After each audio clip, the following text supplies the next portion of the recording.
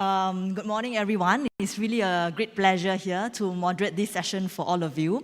I tell you what, I'm going to just remove my mask. And then, yes, we may remove the mask as we're 3 meters away from the first row, so that's fine. Excellent. Yes, all of us can remove on stage. Yeah. So before I introduce our very distinguished panelists here, just wanted to highlight 2 points from today's 2 speeches that we have heard earlier. The first point really, I think, is pre-COVID, we still get a sense that some companies are still waiting and see to see whether do I need to jump on the bandwagon for digitalization. I think COVID has not only accelerated it, but as what's mentioned in previous speeches, it's something which is inevitable. The second key point is that we can no longer use the excuse of the complexity of the supply chain, as what Jens was mentioning, 18 touch points, to say that no, digitalization among 18 touch points is impossible. Because in a way, it is something which the consumers are asking for. They want their product, and they want to see where their products are. In fact, during the Suez Canal, my friends were just worried, where is my coffee? Is it arriving soon in time? Where's my gym equipment? And therefore, the key point that is really coming out from the message is we need to be bold, make bold decisions to move forward. And secondly, we need to collaborate. So with that, we have a very distinguished panelists here from both private and public sector. I see that they have intersected them so that they don't start fighting and from one group from another. So to my right, you have Tan Chong Ming, who is CEO of PSA International.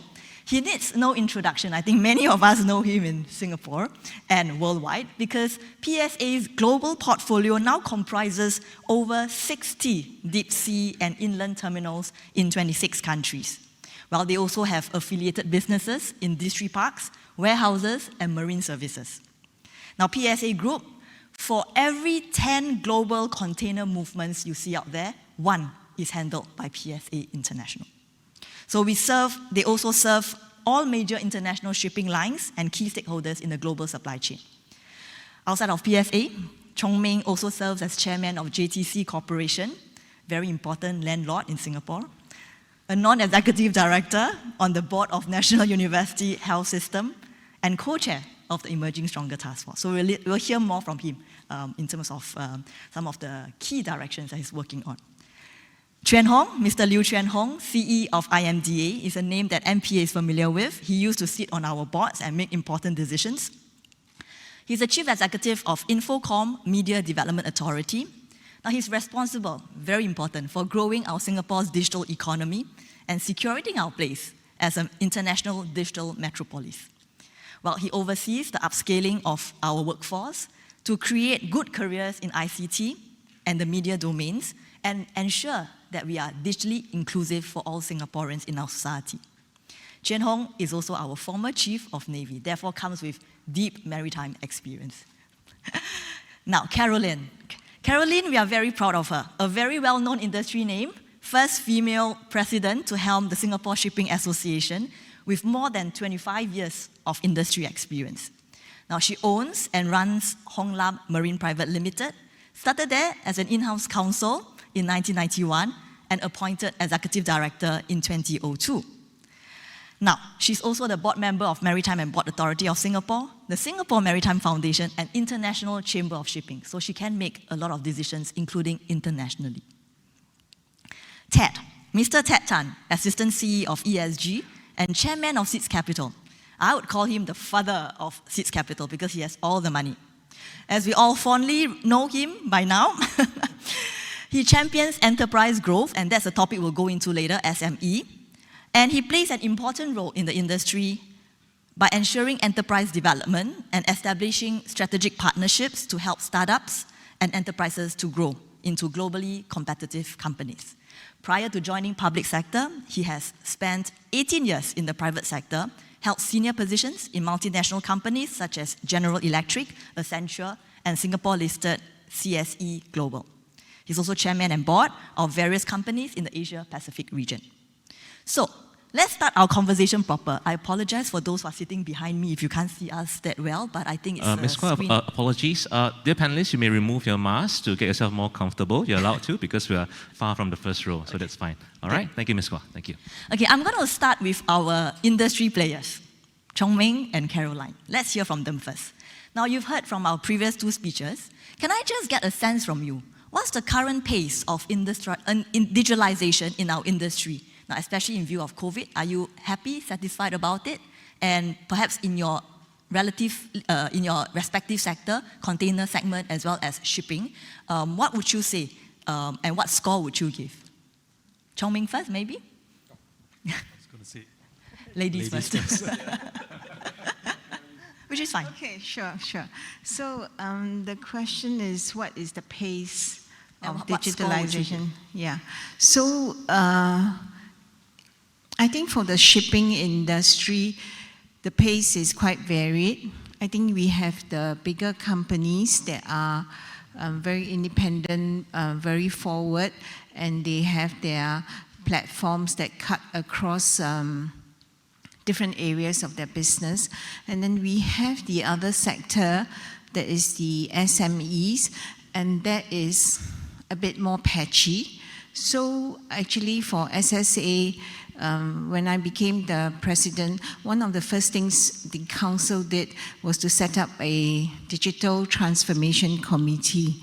So our aim was actually to be able to lift everyone, to inspire, to have that thought leadership and to inspire all the companies to have their digitalization journey. And we also work together with MPA and IMDA on this maritime digitalization playbook. And that is to start the journey for the SMEs. So in fact, when that came up, and that was done and dusted, the first thing I talked to the DTC chair was that, okay, now we need to have people to practice and to hold the hands of the SMEs to continue this, to start this digitalization journey. Chong Ming? Trying to get this to work. Yeah, it's working. Oh yeah, it's working. Thank you.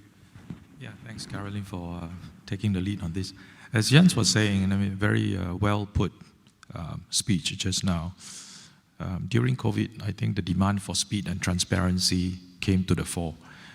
And from the customer end, from retail and meeting customer requirements, and I think digitalization has sped up considerably.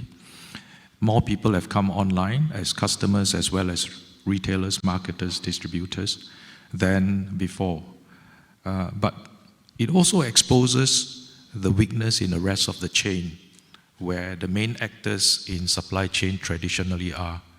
And it highlights that notwithstanding the type of work that we have been doing over the past few years, while we're waiting for better data standards, better system interconnectivity, we're still relatively siloed in our approach. So the speed of the rest of the world highlights the relative lack of pace, or rather segmented pace, more than pace together in the rest of the industry. But having said that, with that being highlighted, it puts the industry on the hook to see how we can collaborate and actually make a difference quickly in terms of standards as well as connectivity. And that's where a lot of effort is going in, and we can discuss that as we go. So before we go into the private sector, efforts coming together and to address Caroline's point on SME, I'm going to now get our government agencies to come on. Now let's expand a little bit to talk about, say, our trade and supply chain shifts. Now, maybe Ted, you can go first, followed by Chuan Hong. Having heard from Caroline and Chong Ming, what is government doing about it? And do you think that there perhaps are more that we can do? Well, I'd like to refer back to the keynote speech by Ian earlier. I think definitely the COVID, one of the silver lining for COVID is that it accelerated the adoption of digitalization. In fact, last year, 2020, during COVID, about 15,000 companies came forward to adopt innovation, internationalization initiatives and productivity initiatives that Enterprise Singapore supported. And that's about 54% higher than 2019. And about 20% of them are in the trade, transport, logistics area. So definitely accelerated the whole digitalization process. Besides that, they were also very simple to adopt solutions, what we call the pre-scope solutions, whereby about 28,000 SMEs actually came forward to adopt digitalization. So definitely, there's been a lot of speed and acceleration in terms of taking digitalization as a way forward. So I think that's a positive part. And just give a couple of examples. One is PSA and the Container Depot and Logistics Association came together and developed an integrated booking system, a smart booking system, whereby hauliers, the logistics facilities, and the container depots all came together, and you have a visibility of all the facilities in Singapore. So the smart booking is an outcome of the whole digitalization. I think that's maybe one example. I'll cover others later. Yeah, thanks. You'll give Chen Hong the floor. Maybe Thank Chen you. Hong, just a little bit point, because SMSG in his speech mentioned about the EBL as well as the trade trust. Perhaps you can also share a little bit on what is actually the ambition, because we talk about it's not just a local effort, it's a global effort. What's your ambition for that? You know, there's this running joke that what is actually causing the shift towards digitalization? Is it the CEO? No. Is it the CTO? No. Is it COVID? Yes. So I think this builds on, everyone's point, especially Ted's point, that the silver lining is people have been talking about digitalization actually, to be fair, for a while. But I think because COVID and the impact it has on all sectors, including shipping, has made it a lot more visceral. I think we're seeing a lot of companies that are now stepping on board and making that demand to say they want to build it into their business model. Because without the companies having that demand, all the supply, the support from both governments as well as private sector will be insufficient. To Lei Hon's point about our level of ambition, I think it's quite clear. Our level of ambition is we must be at the forefront. I think shipping and the maritime industry has always been a core strength of Singapore. And only by being at the forefront can we continue to entrench our position. That requires us to do several things. At the very base is to set in place correct foundations internationally. Legally, for example, we've been a strong supporter of the UNCITRAL, which is the UN Convention for Trade Law, as well as the Model Law on Electronic Transferable Records, or MLETR, which they have pioneered. Because that provides a very common legal framework across borders and allows that uniformity between different countries. And then domestically, we recently passed our Electronic Transactions Act that built all of these in. And that forms that key foundation. We are one of the 3 jurisdictions today that allow us to do that. And it's on that basis that we're able to push EBL a lot faster, a lot harder. I think SMS just now mentioned we are already doing the pilot together with MPA as far as the Port of Rotterdam is concerned to really start to push that electronic transactions. If I were to just end off with, I think, a quote or assessment from the Digital Container Shipping Association, I think the assessment was, if even half of the shipping lines around the world shifted to EBL, just the direct savings alone would be exceeding of $4 billion every year. So I think there's a lot that can be done. Thanks. So EBL, ETA, assistance and support from ESG. Of course, MPA side, we've also worked with ESG and IMDA to look at digitalization. I'm now referring to a couple of questions that's coming from the audience, and I will then pass this question to Chong Meng as part of the larger question that he was asking earlier in terms of how private sector can come together. Because Chong Meng, we know that you are leading the effort for AFA, Alliance for Action on Supply Chain Digitalization. Now, one question that came from Zach from the audience is this: digital initiatives only often go as far as the weakest link in the whole supply chain, as this is not easy. And it seems only the big corporations are able to do it. Whose technology adoption requires much catching up. So what areas require attention, and is it something that AFA is looking at? Sorry, the middle of the question is... digital initiatives tends to be the weakest link in the whole supply chain. Yeah. Now, the technology adoption requires much catching up. Much catching up, okay. Which areas require attention in this? All right. It's a very big question. How much time do we have? Maybe we have 40 minutes for the entire panel. I'll give you a very brief one. In the Emerging Stronger Task Force, and I see Vincent Chong there is one of the members of the task force. There are 21 members altogether, working with Minister Desmond Lee and myself. And our first task was to see what are the systemic shifts that have taken place or been accelerated by COVID.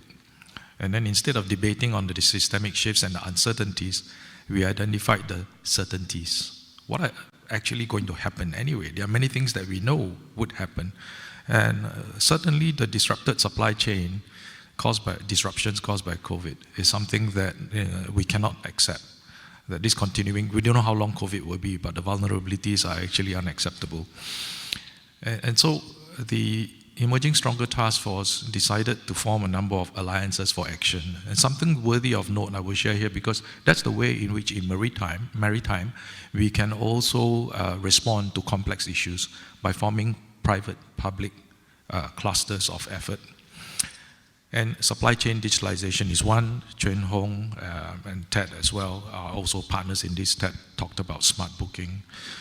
And 3 key points. One is start with the customer in mind.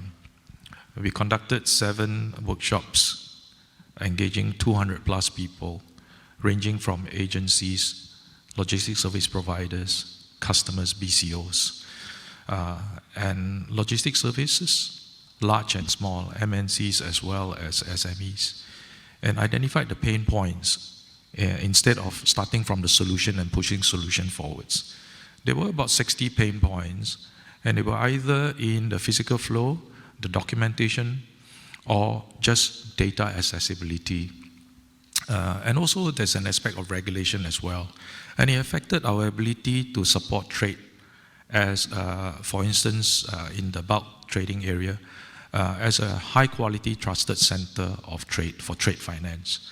It affected our ability to support flow of goods in a decongested manner, and so on and so forth.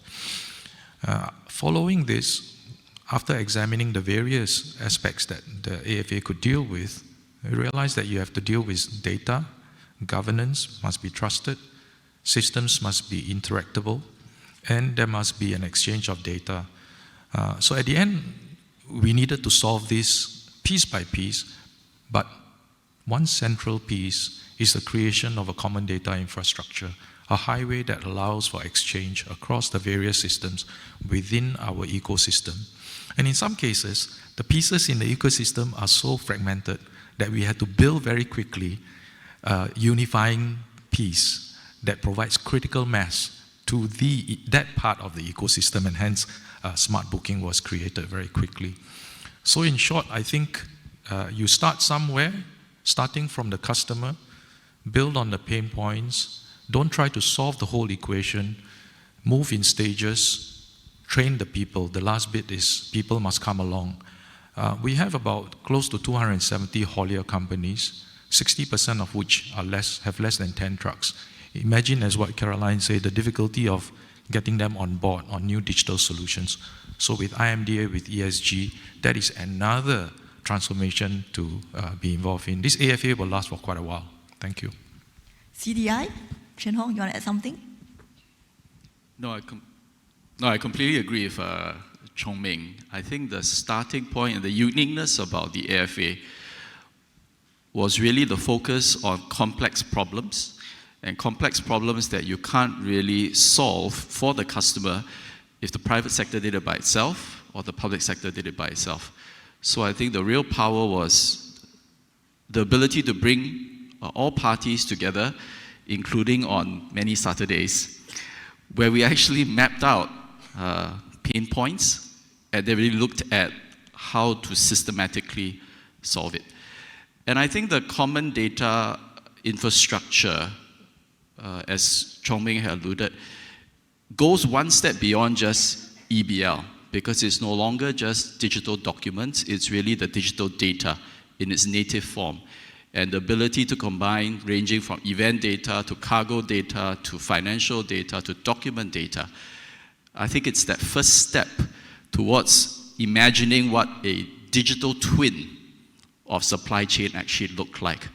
And that fundamentally is built on that free open highway that allows everybody to plug in and to cut across silos. And I think Singapore, and under the great chairmanship of Chong Ming, is trying to pioneer that to be that neutral highway to then grow Singapore's supply chain and overall maritime sector. So for Caroline and Ted, I mean, now we moved on to a little bit on SME because we talk about common data infrastructure and having that common pipeline. But at the end of it, I think you require all players to be on board. And SME is something which I hear that the four of you are quite concerned about. I go into some of the question from live audience. How can SMEs tap on funding and support to digitalize, as this is not easy, and it seems only the big corporations are able to get the funding? Of course, another question was targeted at MPA, whether we have workshops to help SMEs digitalize. It's still a bit of confusion of how far we need to go and just the little bits of digitalization. But of course, this part, we work closely with ESG and IMDA, as well as SSA, in fact, and PSA to bring along the SMEs along. So I'll let my panelists have a say there. So for SMEs, how do we allow them to tap on more funding, and how do we actually bring them up to speed faster, given the pain points that Chong Ming and Chuan Hong earlier mentioned? Okay, I'll start first. All right. So there are two parts to this. We are very lucky in Singapore. We have strong government agencies. So, for example, your digital port, your digital Asians, your digital bankers. So you come up with the platforms, and it is mandated that the companies have to use these platforms. So in that sense, that pushes the companies to digitalize. They have to stop using paper, and they have to learn the systems. They have to train their people to use the systems. Then we talk about the companies itself when they are the SMEs. So actually in Singapore, if you can go through the myriad cobweb of schemes. There are many, many schemes available from IMDA, from MPA, from ESG, is how do we bring that coherence of all the schemes available that makes sense to the SMEs. Many SMEs, I come from an SME, every day we're fighting for survival. We are firefighting with issues and problems. We don't have enough human resources. But I realized in this digitalization journey, you need to dedicate resources. You need to find people. So you need to invest in the systems. You need to invest in the talent. You must have the talent to come in to do this digitalization. So it's a commitment. So it's helping to get the IMDA and the ESG schemes. And for the Singapore Shipping Association, I feel we are so well placed to actually push our smaller companies to digitalize. So how do we inspire them? How do we bring the solutions to them to match that solutions with the startups and the companies itself, and also to bring awareness? Yeah, thank you. Okay, maybe I just add on to what Caroline just mentioned. So in 2019, ESG, MPA, IMDA came together and wrote out the Sea Transport Industry Digital Plan. And it was extended to debunkering operations last year.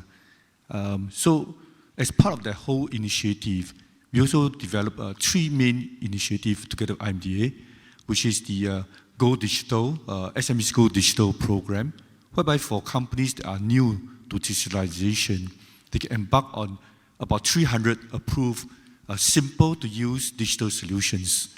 These are mainly productivity, so it's a bite size, so allow them to come on board with a very simple digitalization. And we also went on to develop the second stage, which is Start Digital. This is looking at HR, accounting, finance, applications, whereby companies do not have to do the manual tasks, but actually digitize a lot of these applications. And those who are even at a higher stage going global, going regional, we have the Grow Digital program, whereby these are helping companies embark on e-commerce, leveraging on the large platforms like Alibaba and so on and so forth, to go on the e-commerce digitalization platform. So there are many initiatives, as Caroline mentioned earlier, But I think that one of the key area or concern that we have is that companies must not have the fear of embarking and trying out. That's why the Go Digital being the first step, a bite size to move forward. And leaders in the industry, in the SMEs, must enforce this discipline and encourage their staff to go on this digitalization journey. I think the signal from the top is very important. Yeah. So for whoever is anonymous out there, I guess that's the reason why we brought this panel here. So if indeed you are trying to maneuver the maze and the space to get support for your SME, just feel free to approach any one of us, and between ESG, IMD, and MPI, we'll sure guarantee that you'll find some place to have the support. There's also, like what Ted mentioned, there's also the SMA Grow Digital. We've also got our network of SMEs who's able to provide the mentorship and give support and advice as well. Yes? Can I just add to the discussion that has taken place, and that is to the nature of training and preparation that is needed within the SMEs. What I find going through the AFA as well as looking at how industry has changed over the last few years is that the thing that slows us down is most of the time we talk about digitalization and preparation of my company. So let's say if a haulage company teaches its management and staff everything to do with just haulage, and there is very little understanding of the use of the data, particular fields and particular types of data, and what role that data plays in the rest of supply chain. Without a bit of a backdrop understanding of the play of that actor, haulage or shipping line and forwarding, in the whole supply chain, we can't, while the companies themselves may be digitalized and know how to interface correctly, we are slow in terms of transforming the whole, because logistics is a team sport. So I hope that we have two levels of preparation as we go. One is to digitalize and know how our processes can be more effectively substituted so that productivity goes up. But the other is to increasingly create an awareness, at least in our management ranks, of the way in which whole supply chain works. I think that'll be quite powerful. A few years ago, we started to train in PSA the whole supply chain theory, and not just what port does. And that helped a lot in developing our digitalization efforts and our conversation with customers, BCOs, and every other part of the ecosystem. And so I'll just encourage that. You want to add anything to that? Especially for management ranks. No, but that's a very fair point, because in a way, I mean, we've seen an accelerated pace of digitalization as well as automation. We are going to 3D printing. And I'll now bring forward two live questions again. And that goes into a lot of discussions that we have had. And also Chong Ming was saying it will be the elephant in the room, talent. Now, I'm going to just merge the topic of talent and innovation together here. So one of the questions asked is this: IT expertise with good knowledge in shipping is not exactly easy to find or cheap. Any plans to improve this in Singapore? And secondly, I think the question is talent. Really, how do we make the supply chain and shipping industry a preferred career choice? I throw it to any one of you. I think the idea of talent, especially in a digital economy, is an extremely pertinent one. And to be very candid, they are in short supply, because the competition for the top talent from your big digital companies is intense. And therefore, obviously, from providing a supply perspective, there needs a lot actually is being done. But a lot has to be done together with the private sector, because as Lei Hun had alluded, knowing both the domain knowledge as well as the digital element and the ability to bring together the two is where the secret sauce happens, because it's not just about parking in a digital solution. So IMDA has been working very hard through our TESA. TESA stands for the Tech Skills Accelerator Program, under this company-led training to really work with companies to train your technical talent. And this can be in very tech-heavy areas, from AI, cloud, software development, and so on and so forth, to even tech-like roles like UI, UX, digital marketing, and so on and so forth. we actually have trained close to 8,000. This is mid-careers. That means that these are people who come in as part of continuous training, decanting from other sectors. Close to about 8,000 since 2016, and we continue to want to commit to train another about 5,000 more, working in partnership with the private sector over the next 2 to 3 years. And there have been many positive outcomes as a result of it. And this is both for big companies as well as small companies. I just give an example. I think Y3, which is a homegrown supply chain logistics company. And we are actually partnering with them to train 40. They're training 40 people from within their ranks, both the fresh, younger graduates as well as mid-career, in cloud, because they want to push that as far as cloud is concerned. I will also leave you with a final thought that we are pushing very hard as far as mid-career conversions are concerned. Why? Because these are the people who already come, be it with finance or with shipping, already that core skill sets in your domain. And if you then top that up as far as technical skill sets is concerned, it's extremely powerful. And that's one key way in which a lot of companies have found success to be able to try and kickstart their digitalization plan. So something to consider. So how do we make shipping and global supply chain the preferred career choice? I think people want to innovate. They want to be part of a place where they can bring their thoughts and ideas. I fully support the mid-career training, and that's an area where we must mine capability that has been there, been domain trained for maybe 10, 15 years, and want to do more. And I think that's a very fertile ground for us to tap into.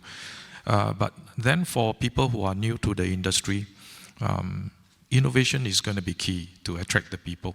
And now we have one additional very urgent problem that we all need to solve, and that is sustainability. And that requires a lot of knowledge, diverse and relevant from outside of the immediate supply chain industry. Just to give an example, right? I mean, if we talk about the food industry, it's a huge carbon emission area, a huge carbon sector.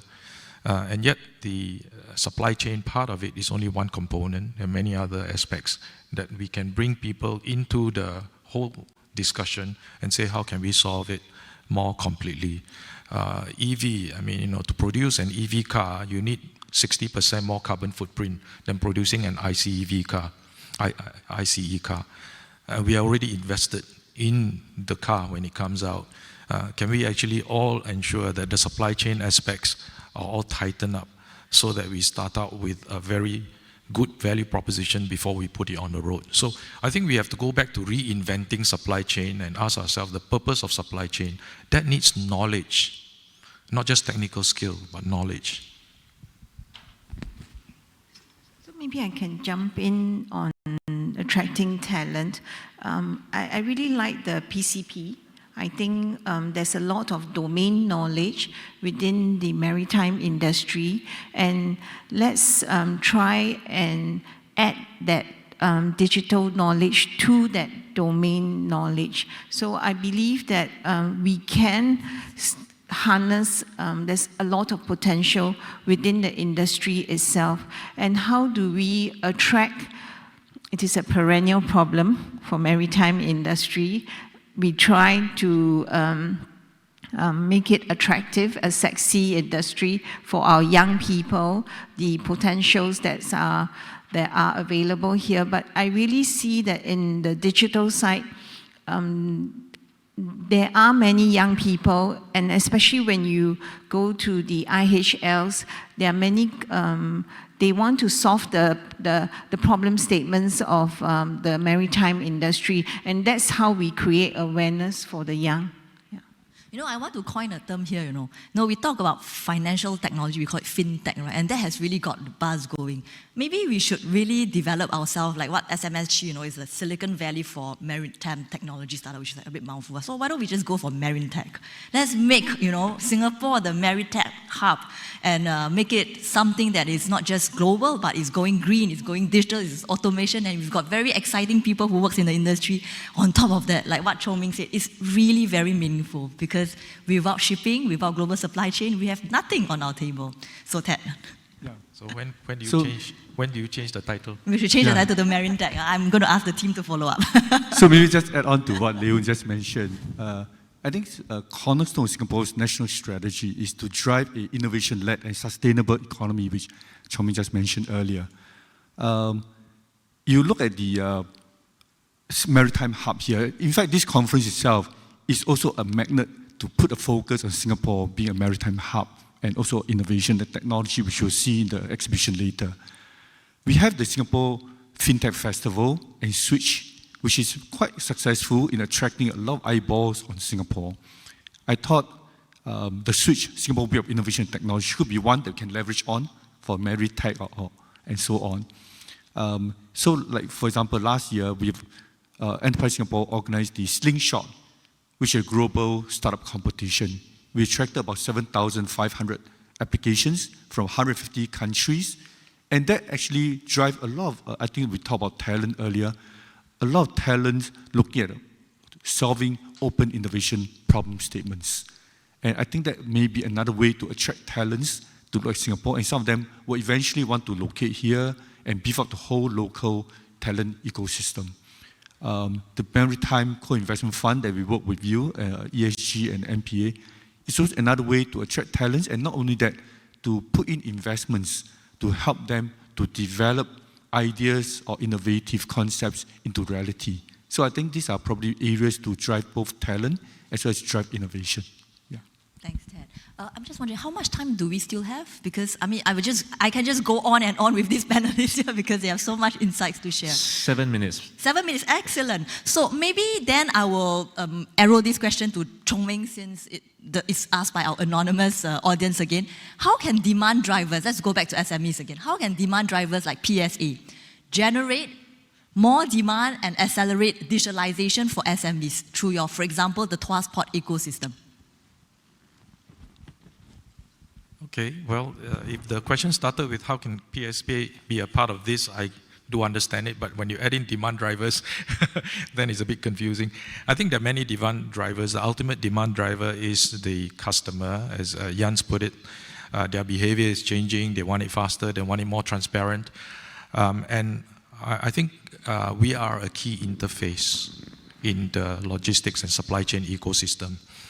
There are many players, but interestingly, I suppose if you look at just Singapore and talk about container shipping, there's one port operator.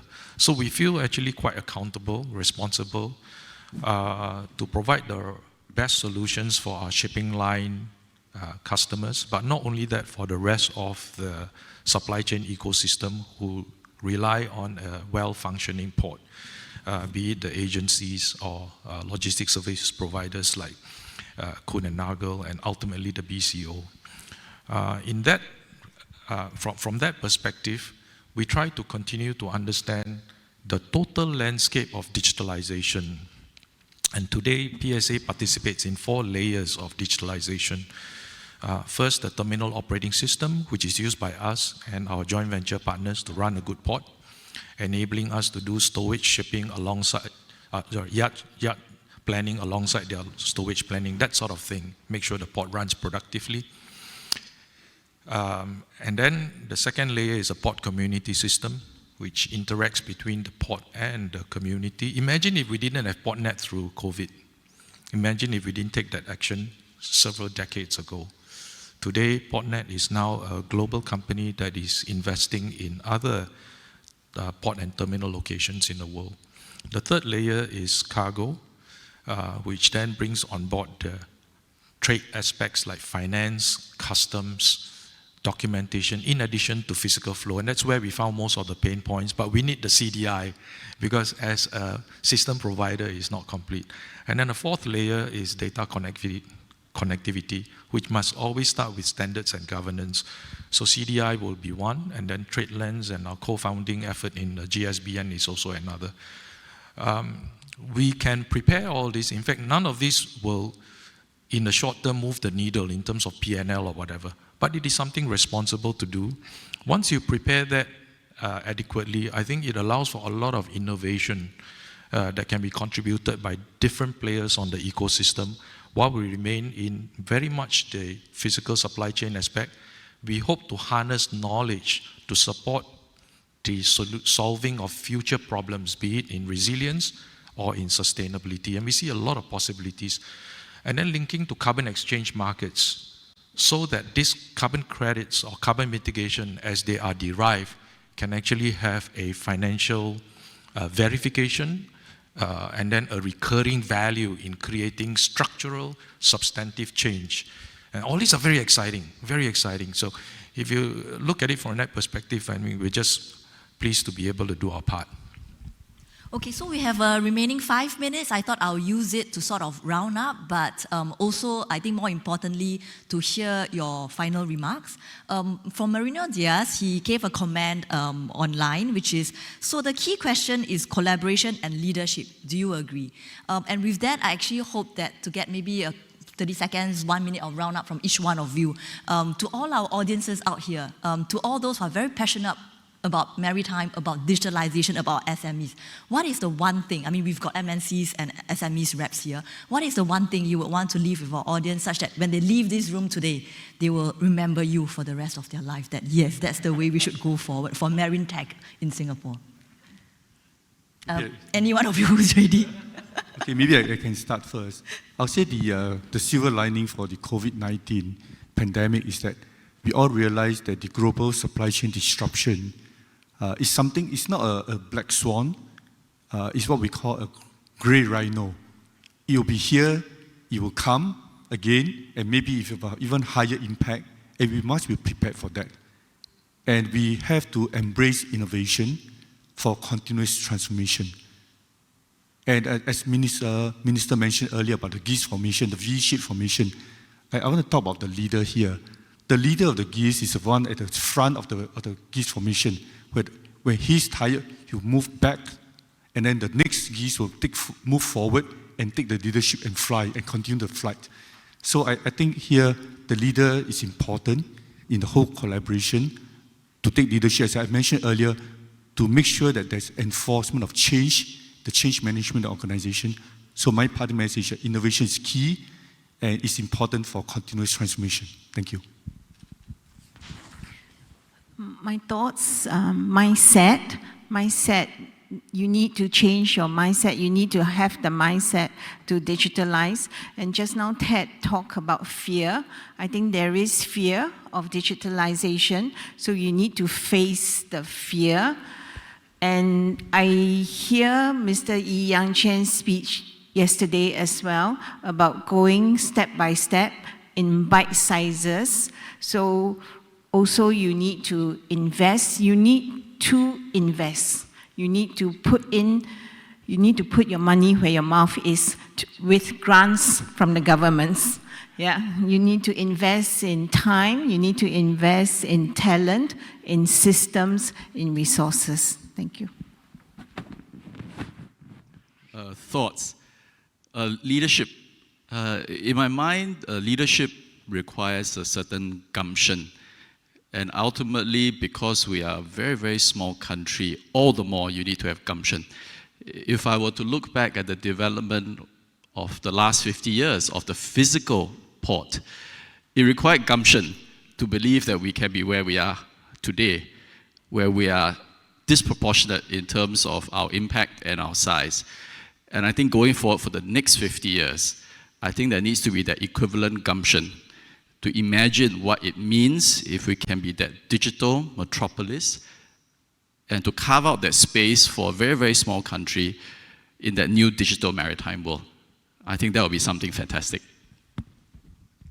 Let me close with one lesson and one suggestion. I think the lesson is that from COVID, we realize everybody can make a difference, but everybody can also be a liability.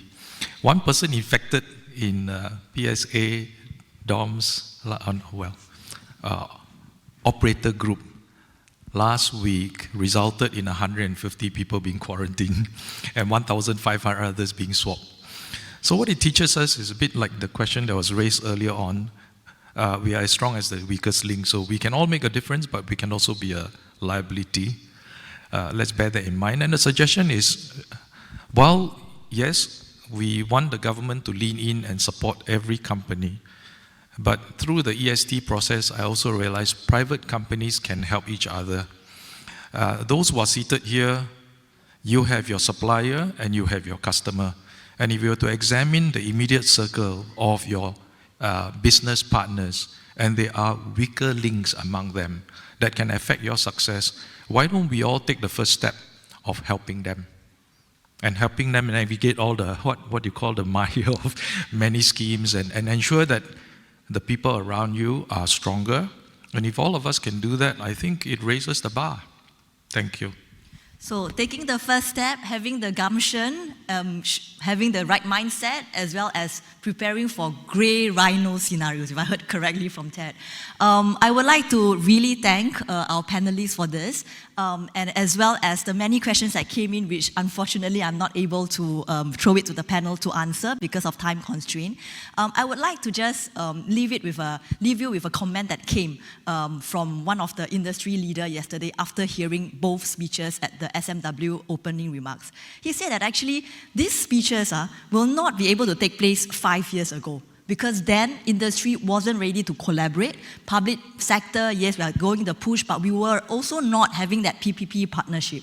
So it's a very good time now, and that if anything were to make a difference, this is the year, and this is the next 5 years to 10 years. So hopefully together for the maritime sector, together with the global supply chain and what good work all our panelists are working on, let's work together towards a greener, more connected, and more efficient maritime sector. Thank you very much. Thank you all for listening.